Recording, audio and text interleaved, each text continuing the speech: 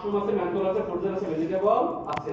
এই toothpaste use করার ফলে দাঁত দিয়ে রক্ত পড়ে, ব্যথা করে, সমস্যা কন্ট্রোল, দাঁতের মাড়ি ভুলে গেছে, দাঁতের যে কোনো ধরনের ইনফেকশনের জন্য ভালো কাজ করে।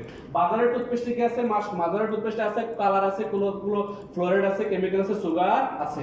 যেমন আপনি বাজার থেকে যে ক্লোজআপটা কিনেন, কখনো সাদা কিনেন, কখনো লাল কিনেন, কখনো সবুজ কিনেন, তার মানে একটা কালার আছে। একটু ব্রাশ করলে অনেক ফেনা আসে, কেমিক্যাল আসে। তারপরে মুখে লাগাইলে ব্রাশ করলে সুগার আছে, মিষ্টি লাগে না বাচ্চারা খায়, তাই না? কেন? সুগার মিষ্টি। আমার মেয়ে 2 বছর বয়স, প্রতিদিন 2 বার ব্রাশ করে, সকালে বলবা দেয় আমি দাশ করাম বাবা, দাশ করাম।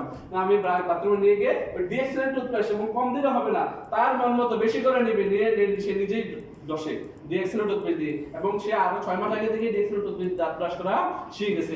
আমি ইচ্ছে করে শিখেছি, বিকজ আমি জানি, কারণ বাজারের ব্র্যান্ডের টুথপেস্ট যদি কেউ বাচ্চা ইউজ করে, তার স্বাস্থ্যের জন্য ক্ষতি আছে, ঝুঁকি আছে। ওই বাচ্চাটা 10-15 বছর বয়স হইতে হইতে তার বডির ভিতরে প্রত্যক্ষ বা পরোক্ষভাবে এই টুথপেস্ট যাবে, তার ডায়াবেটিসের রক্তে দেখা দেবে। দেখা দেবে না? জি। তাহলে এই ডিএক্সএল টুথপেস্ট আমরা ইউজ করব, বাজারেরটা পরিহার করে, কারণ ডিএক্সএল টুথপেস্টটা কি ন্যাচারাল এবং মেডিকেটেড। ক্লিয়ার?